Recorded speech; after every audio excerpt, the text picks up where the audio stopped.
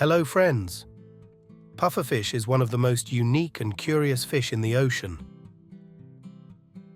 With a cute appearance but a dangerous poison hidden inside, pufferfish has attracted the attention of many fishermen and researchers around the world.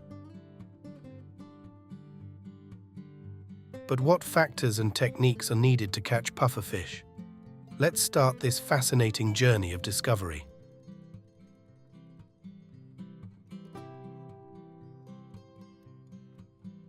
Pufferfish commonly live in tropical and subtropical waters around the world.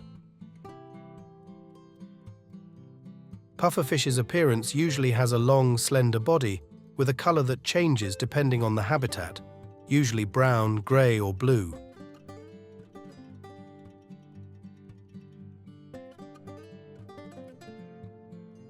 Some species may have light spots or stripes on their bodies to help them blend in with the marine environment.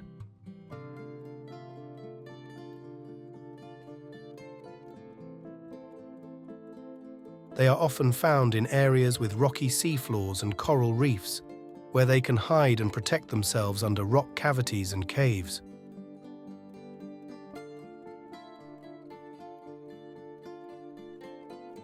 Regarding behavior, pufferfish is a timid fish, often lives alone, and often controls itself based on quick reactions.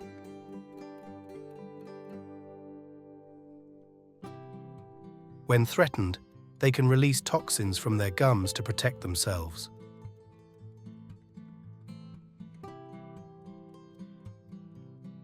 Pufferfish is one of the most toxic fish in the marine animal world. The outstanding feature of pufferfish is the ability to protect itself by releasing a powerful toxin called tetrodotoxin from the gums and skin. This toxin is 100-200 times more powerful than cyanide and can cause serious health effects if not handled properly.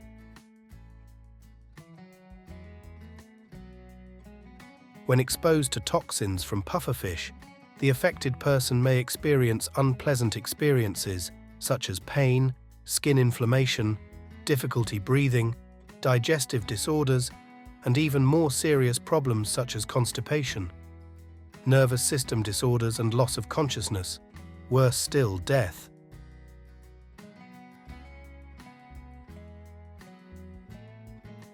This highlights the importance of handling pufferfish carefully and professionally, especially for those working directly with this fish in the open ocean environment.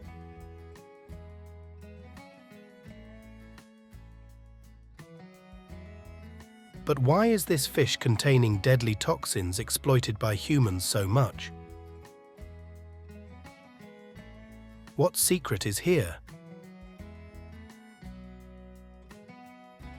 Pufferfish, despite its strong toxicity, is still exploited by humans and prepared as a dish in some culinary cultures, especially in Japan. The main reason lies in the taste of its meat, which is delicious, refreshing, and unique, to the point that people ignore danger to enjoy it. In addition, pufferfish is also the subject of research by scientists. They may have medical potential, such as pain relievers or to treat certain medical conditions. Have you ever been curious about how pufferfish is caught? There are two main methods to obtain these pufferfish: wild hunting and farming.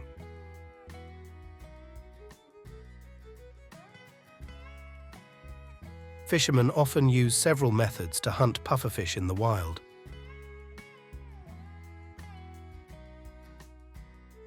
The most common method is the trawl, a large net pulled across the ocean surface to attract and catch fish, including pufferfish.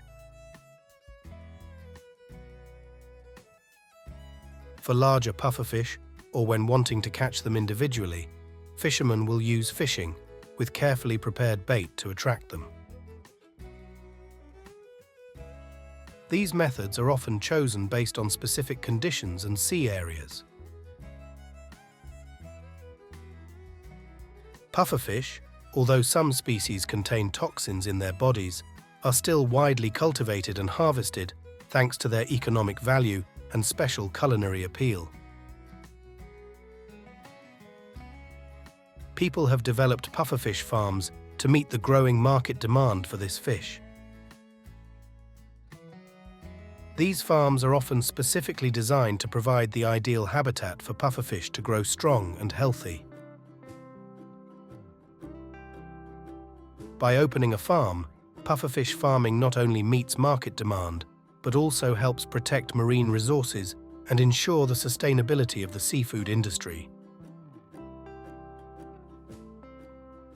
At pufferfish farms, the harvesting process is carried out carefully and strictly to ensure food quality and safety.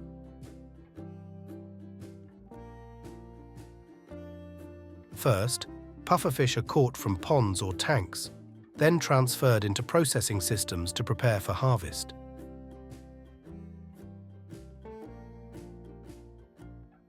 Before harvest, pufferfish are always thoroughly inspected to ensure food safety and hygiene, including testing for toxins and water quality.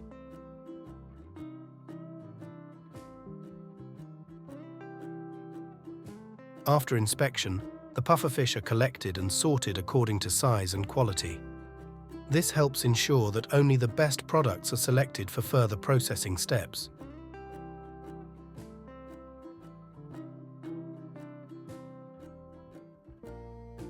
Pufferfish farming and harvesting not only meets market demand, but also contributes to the sustainability of the seafood industry, ensuring consumer health and protecting the marine environment. Pufferfish, although some species may contain toxins in their internal organs, their meat still provides many nutritional benefits to human health. Here are some important nutrients that pufferfish provides. Protein helps maintain and develop muscles, tissue, and the immune system. Fats provide omega-3 fatty acids that support heart health and brain function. Along with vitamin B12, vitamin A, vitamin D, and minerals such as iron, zinc, and selenium, which support immune function and cell growth.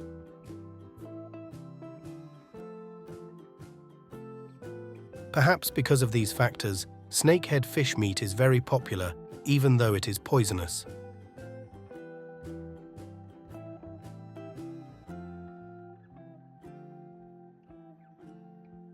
Have you ever been curious about how to catch a paddlefish? Let's explore together.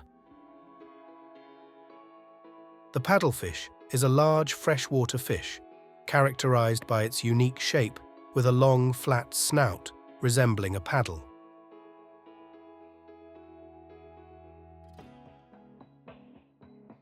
They belong to the Polyodontidae family and are often found in areas with strong currents or near deep river bottoms, commonly inhabiting rivers and lakes in North America, particularly in the Mississippi, Missouri, and Ohio rivers.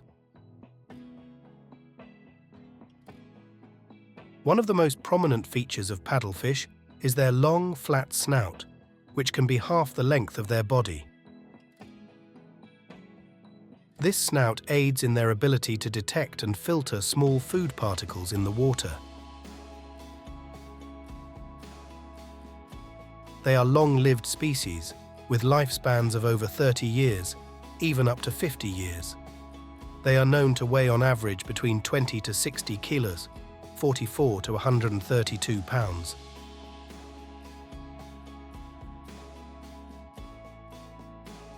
Additionally, paddlefish can grow to considerable sizes, with some individuals reaching lengths of several meters and weighing hundreds of kilograms.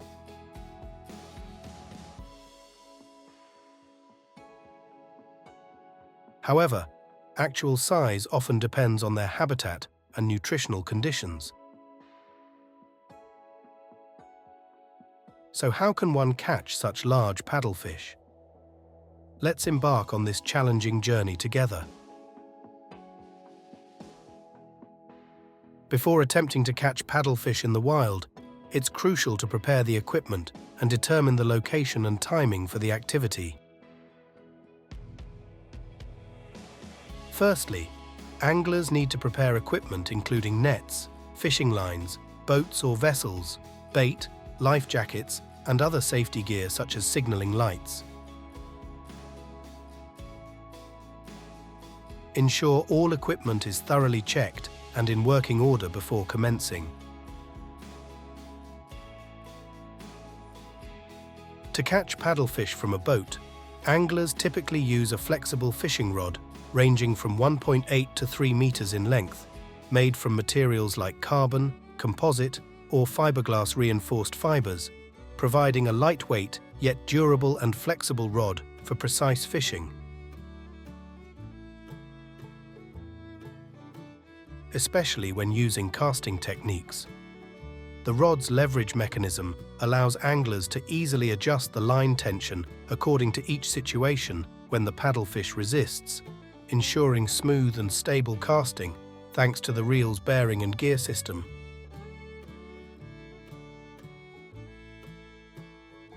Next, determining the location and timing for fishing are essential. Typically, paddlefish prefer to live in areas with strong water currents or near river mouths. Regarding timing, fishing activities are often concentrated during early morning or late evening when the fish are most active.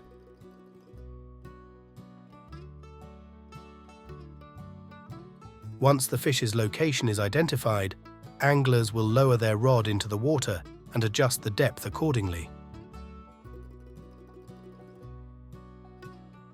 When the fish takes the bait, anglers swiftly and carefully jerk the rod. Controlling and handling the fish when pulled onto the boat is crucial to ensure safety and avoid injury during the catching process. After being transported to the processing site, the process begins by placing the fish on a clean working surface. Next, the chef cuts off the head, large fins, and tail of the paddlefish. Then, the paddlefish is opened from the belly to remove internal organs, intestines, and liver. This process must be performed carefully to ensure no tearing or damaging of the fish's main flesh, and then rinsed with clean water. The process of filleting a paddlefish involves an important step of carefully and meticulously separating the flesh from the bones. The fish is placed belly up, and using a sharp fillet knife, the chef begins cutting along the spine from the body down to the tail, following the bone. Place the knife close to the bone and cut carefully to separate the flesh from the bone. Once the flesh is separated, the bones are removed by cutting along the inside of the bone, keeping the knife angled to cut close to the bone without losing too much flesh. If you want to make sashimi, you can remove the outer skin of the fish by firmly holding it and using a fillet knife to cut from tail to head.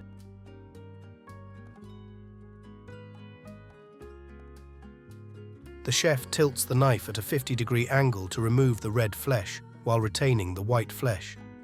This process requires carefulness and skill to ensure that the flesh is separated intact and undamaged. The fish now looks very attractive with fresh, delicious meat, ready to be preserved immediately with ice. With diligence, you'll obtain clean and delicious paddlefish fillets, ready for further processing steps. However, paddlefish are facing risks due to habitat loss and declining natural resources, especially from habitat loss and overexploitation.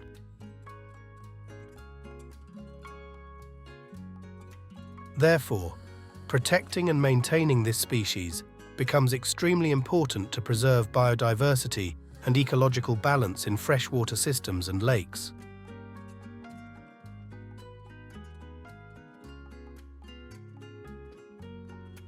we will explore a nutritious and mysterious nut, walnuts.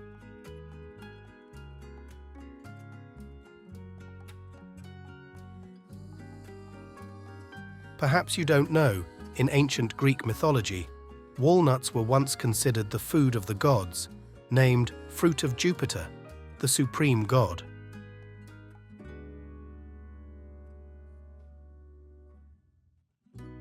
Not only famous for their high omega-3 and antioxidant content, walnuts are also known for their ability to enhance brain health and intelligence.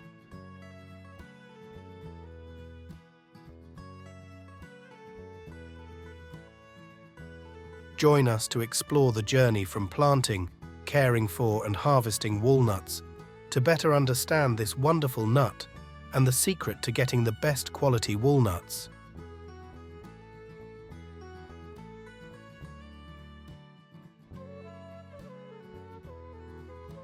Starting with the planting process, in walnut orchards, the process of planting walnut trees in Australia is carried out meticulously and efficiently to ensure productivity and product quality.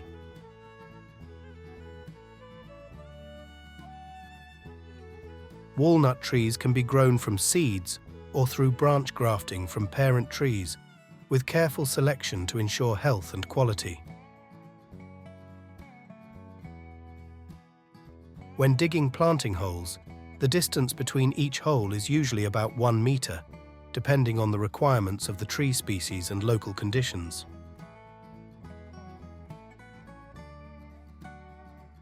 The holes are dug deep and wide enough to ensure the proper growth of the tree roots.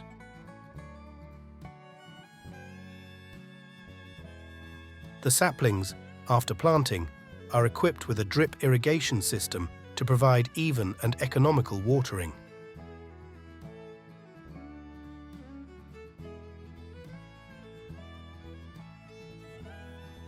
This system helps regulate the necessary amount of water for each tree accurately, especially for walnut trees, which do not require much water but need regular irrigation.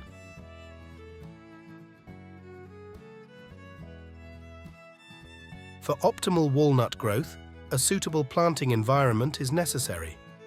Mild climate is a crucial factor, and in Australia, spring and autumn are often the ideal times for planting walnut trees.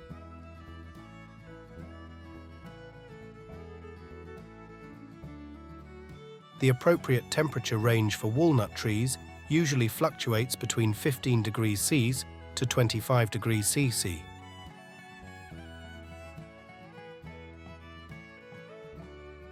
In Australian conditions, walnut trees are less susceptible to pest attacks, so pesticide spraying is only carried out once a year.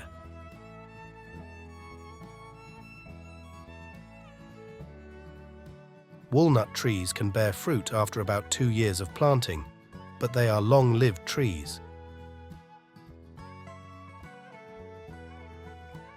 Pruning is performed to remove unnecessary young branches, creating space for the trees to grow vigorously and improve fruit maturity. By doing so, growers can ensure the optimal growth and production of walnuts in the best possible conditions. There are typically 2 main methods of harvesting walnuts. One is harvesting dried nuts with cracked or green shells, and the other is harvesting them before the shells crack and then drying them.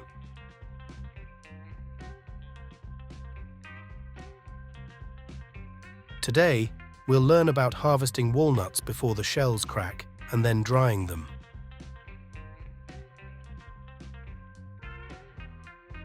This is a common and effective method of harvesting to preserve walnuts for a long time and maintain their quality.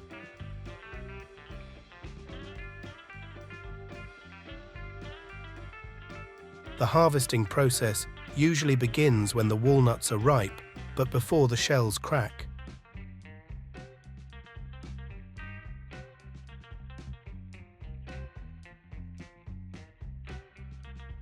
The walnut trees are shaken to drop the nuts, which are then collected using a large harvesting machine.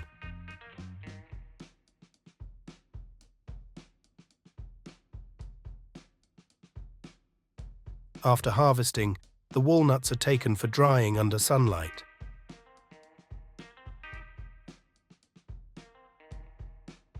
Once dried, they are collected and taken to processing plants,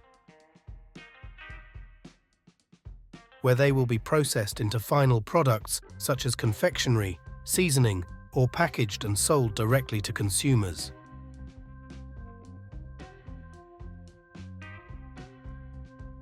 A crucial pre-processing step before sorting and packaging walnuts is washing them under high-pressure water jets to remove dust and impurities accumulated during harvesting and drying.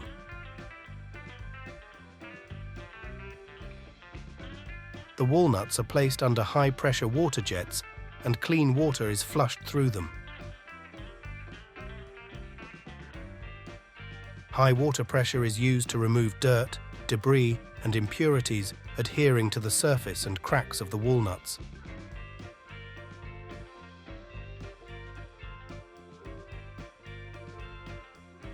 After washing, each walnut is thoroughly inspected to ensure that they have been completely cleaned and free of dust.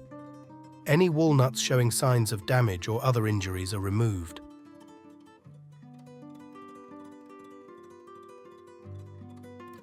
After sorting, the walnuts are packed into suitable packaging according to their size and type. Packaging may include plastic bags, cardboard boxes, or even large bags for storing a large quantity of walnuts.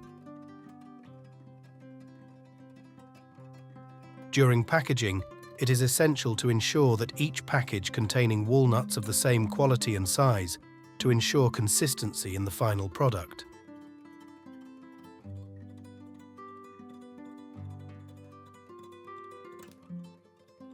Kernels of walnuts are also widely used in cooking and baking.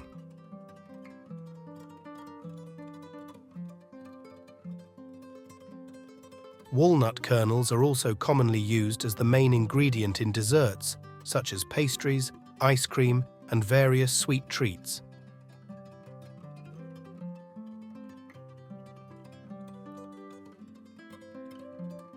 Thanks to their distinctive flavor and high nutritional value, walnuts are a rich and diverse source of ingredients for cuisine, from light snacks to desserts. This creates many opportunities for creativity in using and combining them with other ingredients to create unique and delicious dishes.